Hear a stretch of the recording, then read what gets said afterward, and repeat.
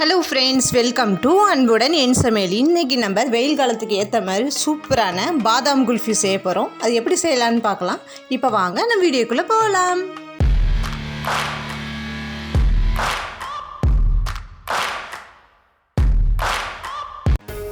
நான் இன்றைக்கி 1 லிட்டர் போல் full fat milk எடுத்திருக்கேன்.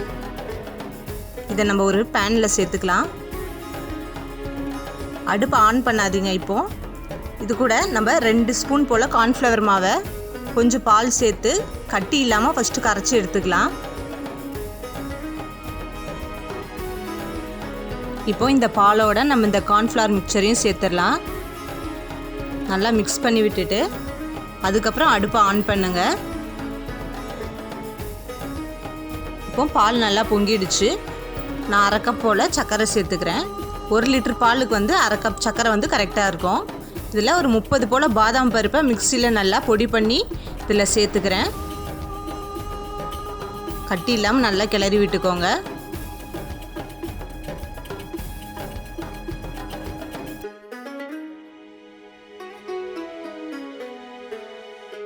சைடில் படிக்கிற ஏடெல்லாம் எடுத்து விடுங்க. அப்போ தான் குல்ஃபி சாப்பிடும் போது அந்த திரியான டெக்ஸ்சர் ரொம்ப நல்லாயிருக்கும். இப்போது 2 ஏலக்காவை தட்டி சேர்த்துக்கோங்க வாசனைக்காக.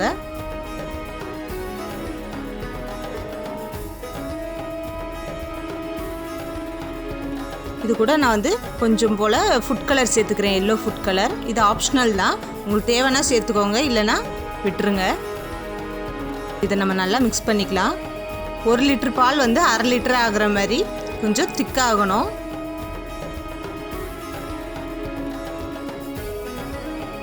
நல்லா கிளறி விட்டுக்கிட்டே இருங்க, இல்லைன்னா அடி பிடிக்கும். பாருங்க, கொஞ்சம் திக்காகிற ஸ்டேஜுக்கு வந்துருச்சு. இன்னும் ஒரு 2 நிமிஷம் போல் இருக்கட்டும். ரெடி ஆகிடுச்சு. இப்போ இதை நம்ம கம்ப்ளீட்டாக ஆற வச்சிடலாம்.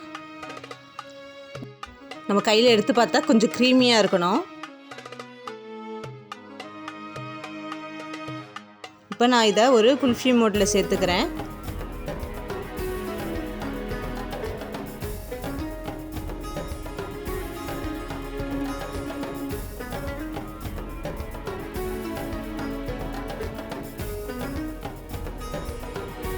இதை நம்ம ஒரு அலுமினியம் ஃபாயிலால் கவர் பண்ணிக்கலாம். நல்லா டைட்டாக இழுத்து புல் பண்ணிக்கோங்க. நைஃபால் லேஸ் எல்லாத்துலேயும் கட் பண்ணி விட்டுக்கோங்க. இப்போ எல்லாத்துலேயும் ஐஸ்கிரீம் ஸ்டிக் வச்சிடலாம்.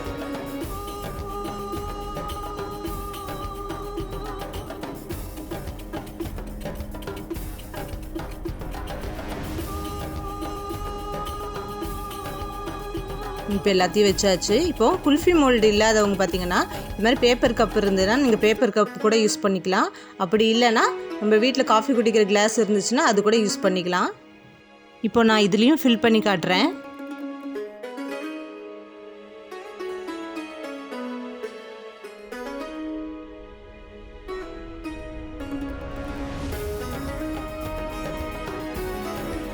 இதையும் நம்ம அலுமினியம் ஃபாயிலை வச்சு நல்லா கவர் பண்ணிக்கலாம்.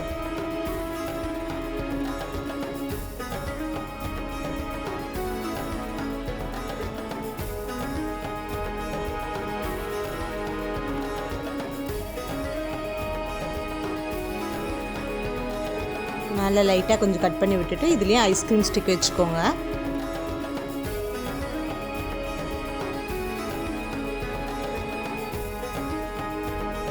இப்போ இது எல்லாமே நம்ம செட் பண்ணி வச்சாச்சு. இந்த குல்ஃபியை ஃப்ரீசரில் ஒரு 8 மணி நேரம் போல் வைங்க.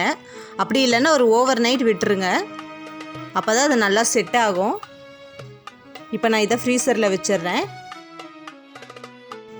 இப்போது நான் ஒரு 10 போல் பாதாம் பருப்பை சன்னமாக கட் பண்ணி எடுத்துக்கிறேன். இன்னும் சன்னமாக கட் பண்ணி எடுத்துக்கோங்க. நான் குல்ஃபியை மறுநாள் தான் எடுக்கிறேன். இப்போ நான் ஃப்ரீசர்லேருந்து எடுத்துட்டேன். இப்போ நம்ம அன்மோல்ட் பண்ணிடலாம்.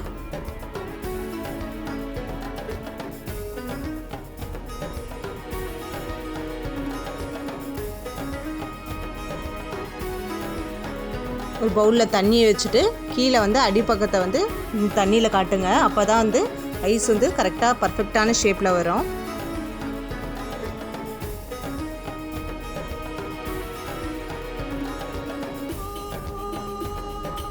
இப்போ வந்து நீங்கள் லேசாக ட்விஸ்ட் பண்ணி எடுத்தாலே அழகாக வந்துடும். பாருங்கள், பர்ஃபெக்டான ஷேப்பில் வந்திருக்கு நம்மளுடைய குல்ஃபி.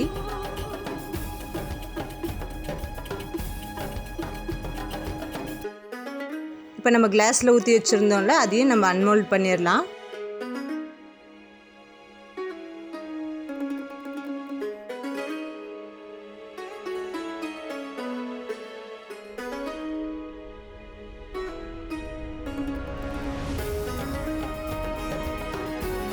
இதையும் நம்ம தண்ணியில் வந்து ஒரு 2 செகண்ட் போல் வச்சுட்டு அதுக்கப்புறம் அன்மோல்ட் பண்ணிக்கலாம்.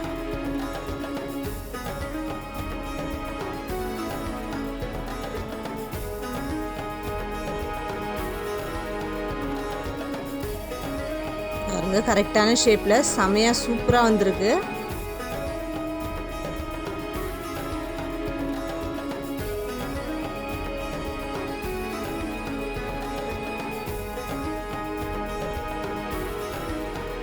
இது பேப்பர் கப்புன்றதுனால நம்ம அப்படியே கிழிச்சு கூட எடுத்துடலாம்.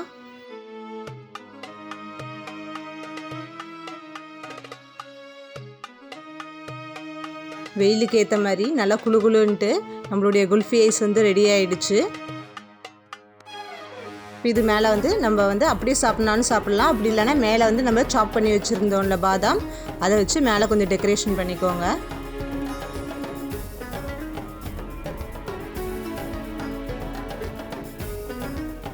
நம்ம வண்டியில் வாங்குகிற அதே மாதிரி குல்ஃபி நம்ம வீட்லேயே ஈஸியான மெத்தடில் செஞ்சிட்டோம்.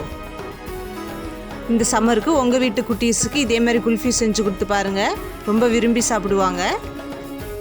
இந்த வீடியோ உங்களுக்கு பிடிச்சிருந்ததுன்னா லைக் பண்ணுங்கள், ஷேர் பண்ணுங்கள், சப்ஸ்கிரைப் பண்ணுங்கள். மறக்காமல் பக்கத்தில் உள்ள பெல் ஐக்கானை ப்ரெஸ் பண்ணிக்கோங்க.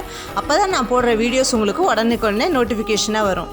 நான் உங்களை நெக்ஸ்ட் வீடியோவில் மீட் பண்ணுறேன். ஓகே, பாய்.